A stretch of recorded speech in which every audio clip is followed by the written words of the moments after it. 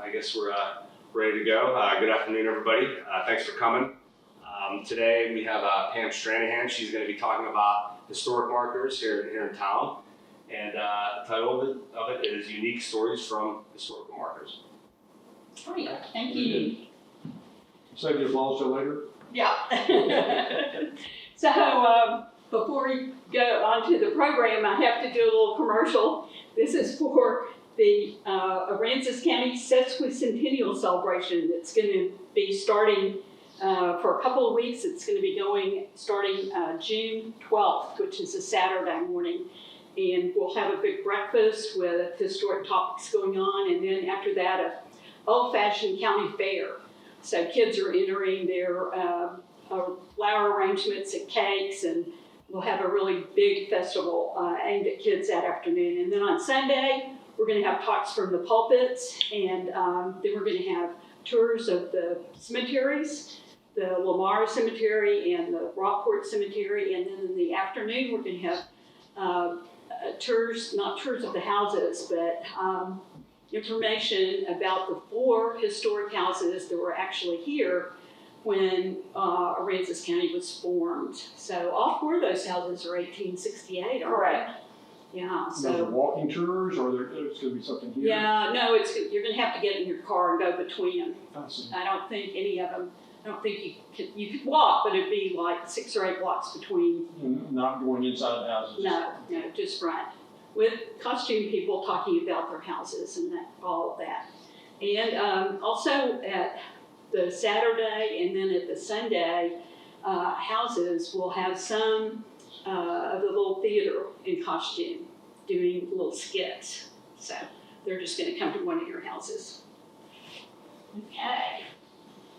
So we have a full schedule that you can pick up the full schedule of what's going to be every day for the Sesquicentennial here. The next weekend, we're going to have a big parade, and then, other things going on that day. So, okay, well, I picked a few historic markers so that we could really talk about them more in depth. And I think what I really did was try to look at what markers are not always seen, or what markers don't have a house that they're sitting in front of, so they don't maybe get noticed, or the history isn't so much there. So I picked 5 markers that I wanted to talk about today, and I welcome anybody to give me more information if you've got it, because some of them we have a little bit of information on. All of them are historic markers, so that means research has been done and nominations have been turned in to Austin. So let's look at those.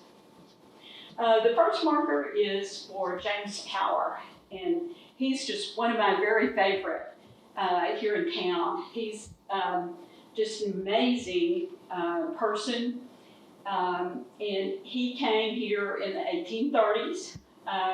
This is his marker, which actually is a very unique marker because it was one that was put out in 1936 for the Centennial of Texas. And so there are very few of these. I think we have 3, maybe 4 in town. But there was a big survey committee out of Austin that went around and put up these markers in the different counties. So he was certainly well known. And there was a wreath on it every Christmas because he was Irish, and we had an Irish priest who every year would put a little Christmas marker, a big Christmas marker on it actually. He's since died, unfortunately, about 2 or 3 years ago, so we don't see that wreath on it anymore. But James Tower was an impresario. He came here in partnership with a man named Hewitson, Dr. Hewitson.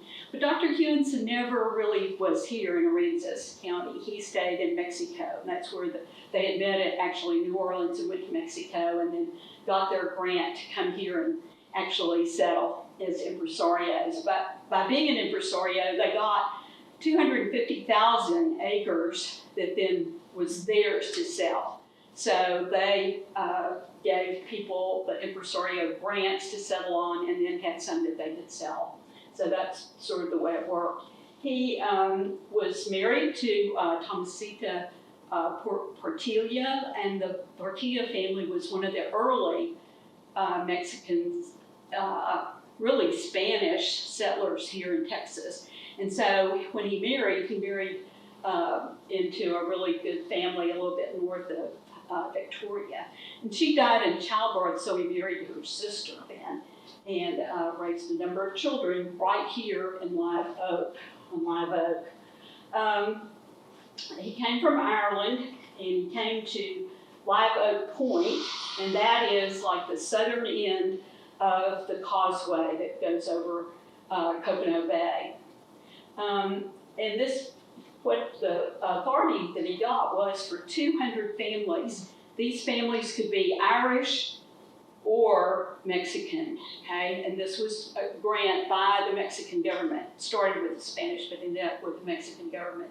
And the reason that they wanted Irish and Mexican was so they would be Catholic.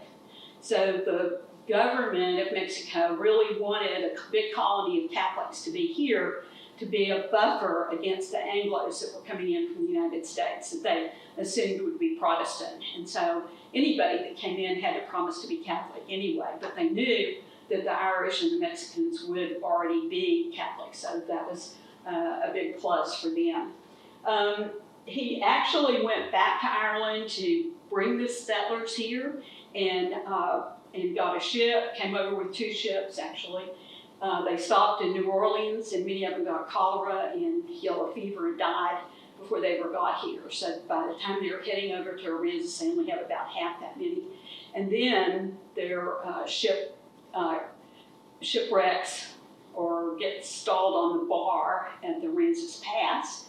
Okay, and we lose some more, and certainly they lose all their goods at that point. So they arrive in Coconut Bay to set up their new settlement, really pretty destitute. Anyway, he was really one of the most important people here. He signed the Texas Declaration of Independence, and he was part of the troops. He wasn't actually in the fighting, but he was the person that was in New Orleans getting the guns, getting the ammunition for the Texas Revolution. So he was very important in that. The impresarios gave nothing in the way of money for these grants, right? They were just given to it by the government. Right. So I like this because this portrays what this Live Oak Point looked like. He named his town Aransas City, and so we have a representation of the different houses here. So you see actually a steamboat, sailboats, and then we've got portrayed like 1, 2, 3, 4, 5, 6 houses, although they were up to 20 or more, we know. So there was no doubt about that. But what I like about this is that you really get the feeling that there was a settlement here, because we haven't been able to find much else about it. And this was written actually by a fellow that was in the Texas Navy in 1842. And the way the Texas Navy operated in 1842 was that each port had their own ships, and then they put their own sailors on it and sail between ports just to keep a watch out for the Mexicans at the time, because the Navy had essentially been abandoned for a while. But this was a man named Sandusky who did this particular drawing, and I love it. I think it's really wonderful. And I want to read just what was written by somebody who came to stay with the Powers at their place. He says, "I find this a most pleasant summer residence. The air is delightful, the water's good, the sea bathing luxurious, the fish and turtle most abundant, and the oysters all around us for picking up. The only annoyance we have is the dread of incursion by the Mexicans or the Comanche Indians. Still, this place wears somewhat of the appearance of business. 3 schooners have arrived since we landed with lumber and merchandise and other. One is named the Alexandra from New Orleans, and another near the bar is called the Empress, coming from Mobile." So I think, at least in my thinking, I'm always thinking about these people out on the frontier just being, in a log cabin with dirt floors, and really having a very frontier, very simple frontier life. But when you hear this description, and then see a few artifacts that we have,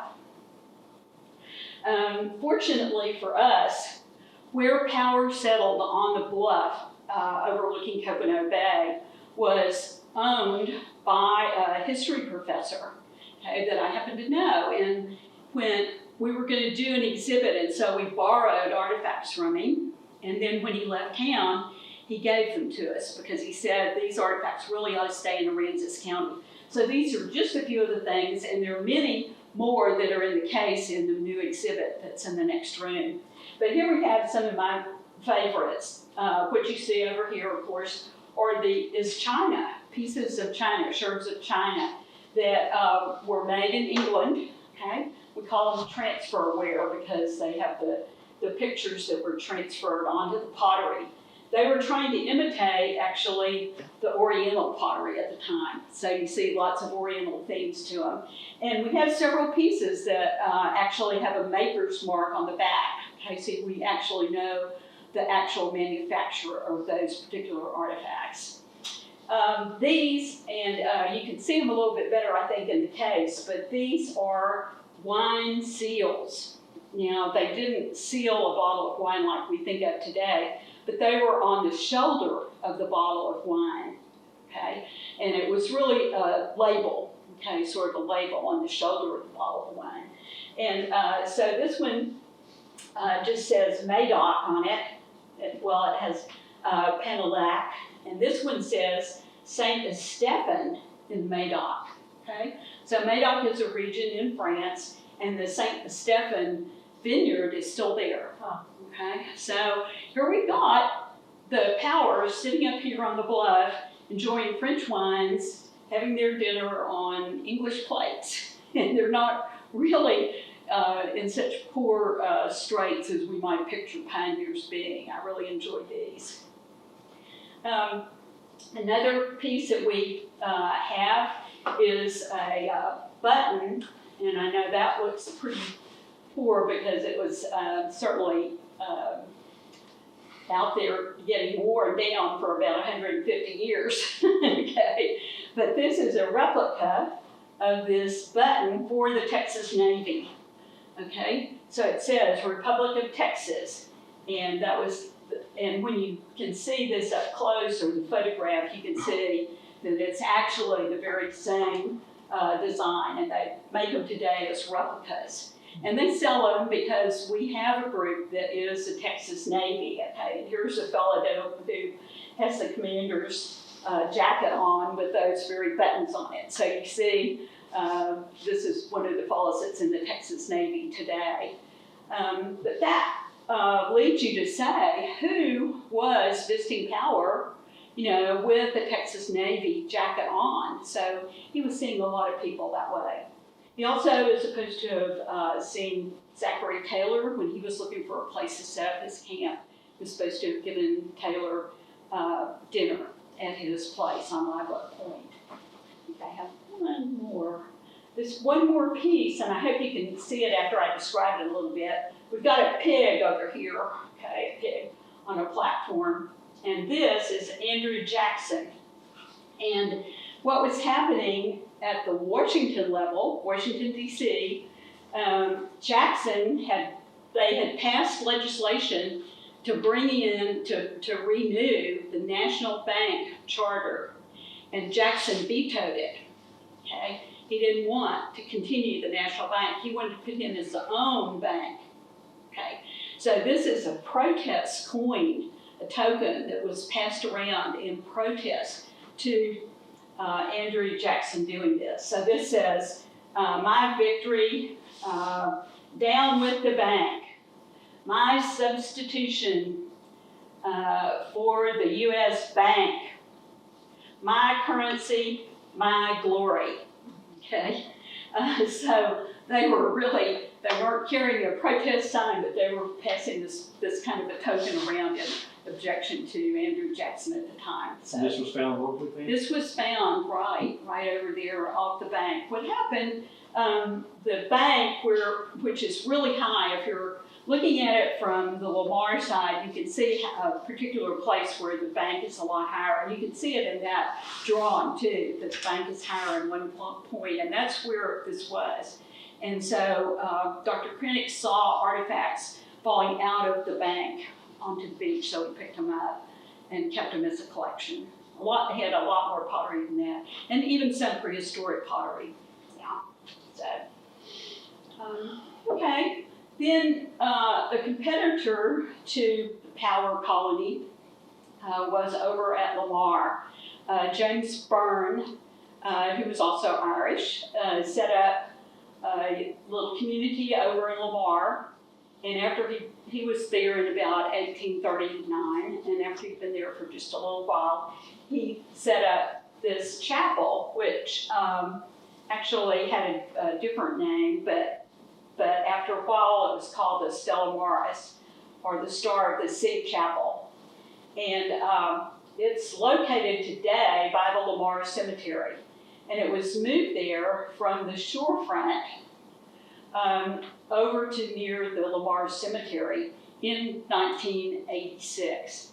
And this was actually the formation of the Historical Society, because this little chapel was still pretty good. It is made of shellcrete. It was very sturdy, and it was on property that the Catholic Church owned. It was owned by the Schoenstatt sisters and the diocese. And they wanted to put up a chapel like the chapel that they knew in Germany. So they were just going to demolish this chapel because they had a different design in mind. And so the Historical Society formed to raise some money to move the Stella Maris Chapel from the bayfront over to the cemetery site. So it's a really nice story of preservation that happened at that time. But Byrne was in competition. He was also Irish, and he was in the Revolution and an early settler. He had, along with his workers there, had built this out of shellcrete. And we do have some really good examples of shellcrete out in the yard that came from another structure that was built at the same time. But of course you can see the Stella Maris itself. So shellcrete then gets a plaster on it and then is painted, of course. So this is the map that showed what Lamar was looking like that Byrne was trying to sell to everybody. So this is his map that he actually probably sent to Colt. Actually, we were talking earlier about Colt, Samuel Colt being interested in it. I think this might be the chapel, but I'm not sure. I haven't been able to identify where a chapel might be. But here's a pretty strong, sturdy building. This is a two-story, another two-story, and that's just a one-story. Here's a two-story. So we're talking about some pretty substantial buildings over there in Lamar. And James Byrne set up this colony or community, and he called it Lamar because Maribou Lamar was president of Texas at that time. And so he wanted to get his favor so that he could get the tax office there, okay? So he wanted the tax collector over here in Lamar. At the time, it was in Aransas. So as a competitor, you wanted to be able to have the tax office because then all the ships would have to check in with you and you get more business that way. So he asked his friend, he named the town Lamar to curry some influence, and then he asked his friend if he could name it after him, which he did.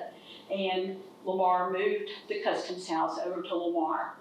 But it didn't stay very long because the people that were over in Aransas objected and swayed the government to move it back. So that was just essentially a ploy to try to build up this community of Lamar just a little bit more. Lamar had an industry actually in salt making, and that was also owned by James Byrne. And you can still see remnants of that out there today. It's essentially a shellcrete platform with curbing, and there was a windmill that was probably used in two ways, maybe to draw the water onto the platform, but later to grind the salt. Okay, so he had definitely we read descriptions of this windmill out there. And then it was such a valuable asset during the Civil War that Lamar was bombarded by the Union troops and destroyed. Half the town was destroyed during the Civil War, mainly because of the salt works. And so this was, something that they targeted. We do have one cannonball from that bombardment in our exhibit back here that was found on the beach at Lamar. So that was part of what was going on over there at that time.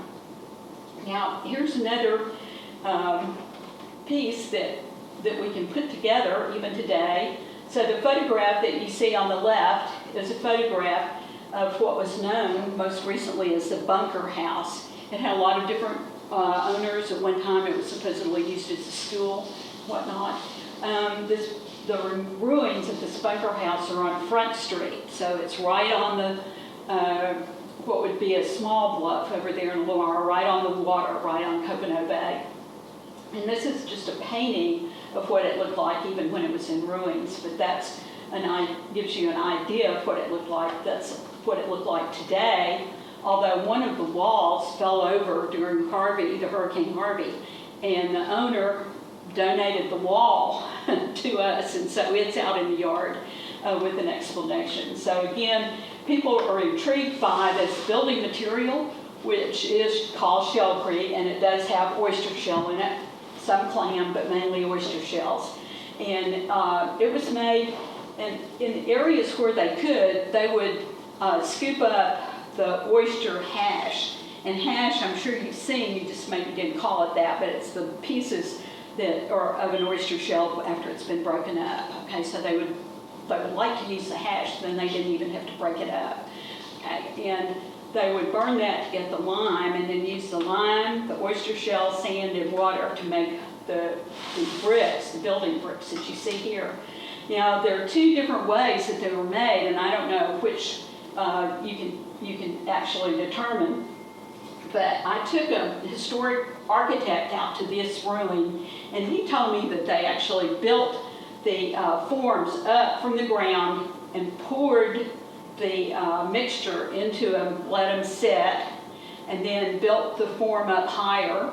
The next level was put in there, and so forth, until you got your building built.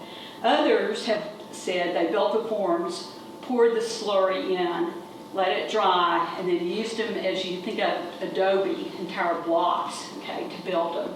So I truly don't know the answer to that. It would be very interesting. I've contacted people on the East Coast because they have a similar building method that they call tabby.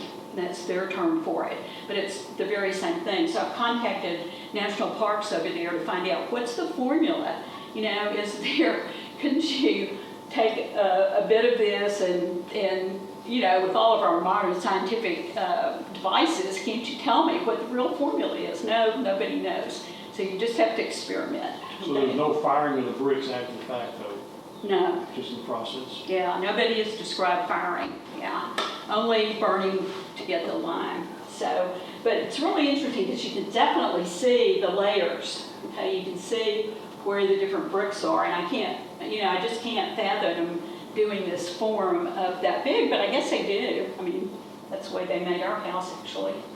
Okay, so that was Lamar.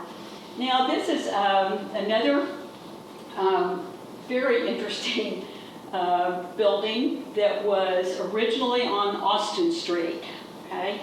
And it was built for his daughter by, I'm sorry, you really can't see John. It's not a good photo. Anyway, John Hines' family designed it, had it designed by Virgo Kohler, who was everywhere in Victoria designing the Victorian houses. And so one of the claims to fame for this house are that before there was a church in town, the circuit riding priest would come to the home on Austin Street, that was the Hines home, and hold mass in that particular house. And they're very proud of that. And Hines today are still very big Catholics in the community, very, very important in that sense. And then after his daughter needed to sell it, it stayed there on Austin Street for a while, went through several iterations of renters and other buyers. And then it got moved, and we knew that it got moved to Church Street, and that's where it is today. And that's at least 10 blocks, 12 blocks, and a pretty big thing to have happen with a house like this. What we didn't know was when. Okay, so when we were doing research, we had to try to figure out when this got moved. And Sanborn maps, or insurance maps, that were made in the 1800s showing every structure that was there.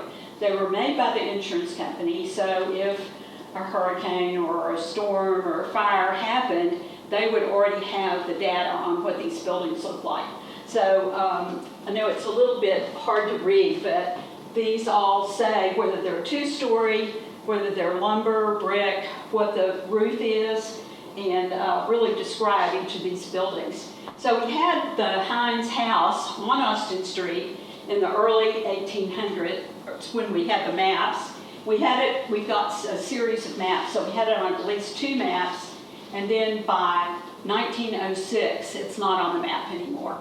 Okay, so that gave us an approximate date as to when this house got moved. It got moved, and actually I think the second story was added at that point. So the fellow lived in it for a few years, and then it became a rental. And a couple of the familiar families of the Brendecks and Sorensens who lived in this house, they really enjoyed the house. The Ingersolls and Wren families. I think Ingersoll was a mayor at one time. And then in 1958, the Balthorpe family from San Antonio bought it for their weekend place, and they had it for almost 30 years. They were really, really pleased with it, loved it. So these were the renters when it was on Church Street. And here it is around 1940s, there on Church Street, pretty much isolated out there. That must have been the edge of town at that time. And then, of course, a really big happening for the Balthorpe family was Hurricane Cecilia. So they gave us pictures of the before and the after of Hurricane Cecilia, and the way that they repaired it. Okay, the next marker that I want to talk about is the Miriam Packing Company, and this is in Fulton. We talk about the packing companies coming in to take the cattle that were rounded up after the Civil War, and the hides were stripped off of them, and the hooves and bones were sometimes preserved and sent off on ships for fertilizer and that kind of thing. But the Miriam Packing Company was one of the biggest ones, and it was pictured like this, if you can imagine. This is a painting done later. It's not done from life, but this is what it was supposed to have looked like there in Fulton. One of the most amazing things I've ever seen was a model of this. I just wish we had it. I don't know, maybe 50 years ago, a model was made of it by a fellow who'd seen it, and that would have been very valuable. But this is an artist's rendition of what this Miriam Packing Company looked like.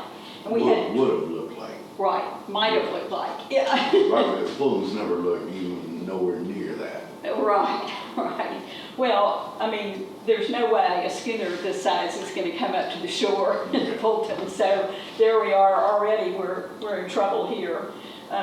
They certainly did have piers that went out far enough for them to come up, but they'd never be like this, right? And then what you see here are the different pieces. Supposedly this was a rendering vat, and maybe, I don't know, one or the other of these small buildings are still there in ruins today. But this area today is 2 blocks this way and about 4 blocks this way. And we've gone back with some old timers to this corner and found a dipping vat, okay? And I'm not sure why they dipped their cows before they were taken through this process, but it's definitely a dipping vat. And so I've coached the people that own that property to cover it up real good and be careful when they're mowing so that we preserve that particular relic. We also, Cam and I, have gone door to door and talked to people who have property within this area to see if somebody doesn't have some other foundation or a cistern or something else, because it just makes sense that we'd be able to find some other remnants of this much of an operation as you see going on right there. So this is a plat of Aransas Bay, and here you have the wharf, and then this is the big area that you see here. It was the area that was portrayed in the painting that you saw. And about where is that in Fulton now? Oh, right. Next slide. Thank you. There it is. So this is what's left of it today, and it's clearly a building. It's got 4 sides. This is probably 8 to 10 feet high, or at least it was when I took this picture about 5 years ago, and there's a marker there. And this building is no longer there, but it's called the Irish Pub. Okay, so it's on the waterfront, and oops, I just got the side street. Laurel, is it Laurel? Laurel, no, but anyway, it's right there across from the Fulton Convention Center. Okay, the Irish Pub, and they are committed to preserving this. So I'm not sure if they've gotten around to it. They're going to build a little fence around it so that it would be protected, because it's at the back of their cafe, and it could be damaged by cars in the parking lot. So, but they're very proud of it and want to protect it. So this is what the Merriam Packing Company Shell Creek looks like today. Most people don't know, they don't think about it really being there. Okay, I think the last piece I want to talk about is the Heldenfeld Shipyard.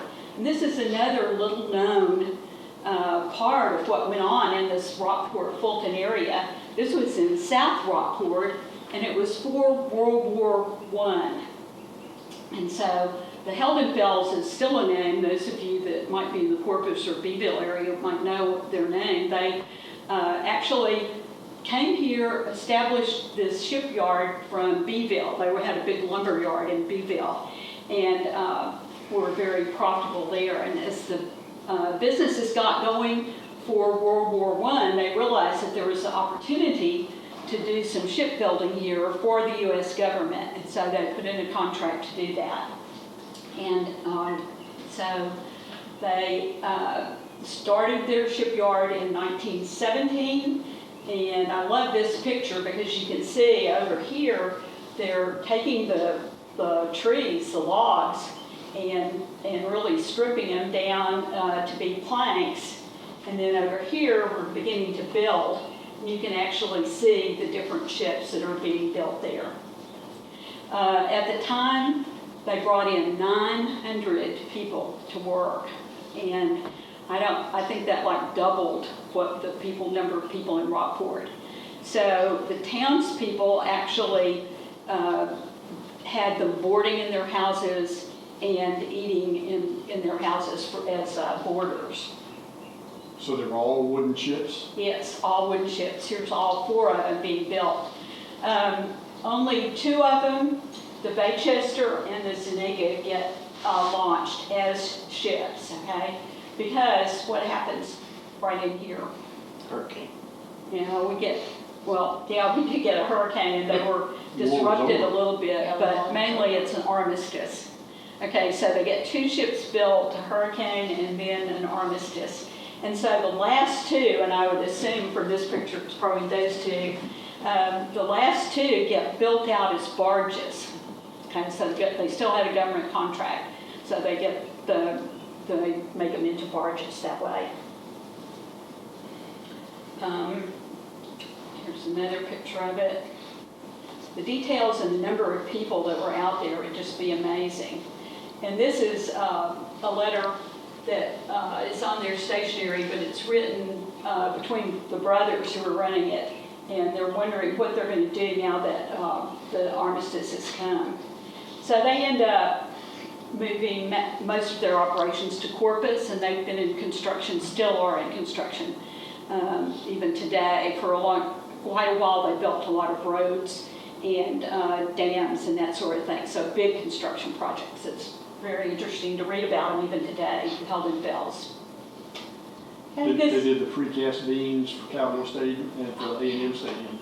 Right. And the last bridge, the two maybe, I've forgotten. Yeah, you're right. They do huge projects.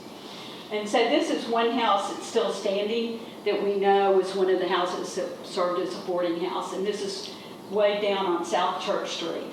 So this was easy for the workers to walk over and have lunch at the Lathrop House. Right.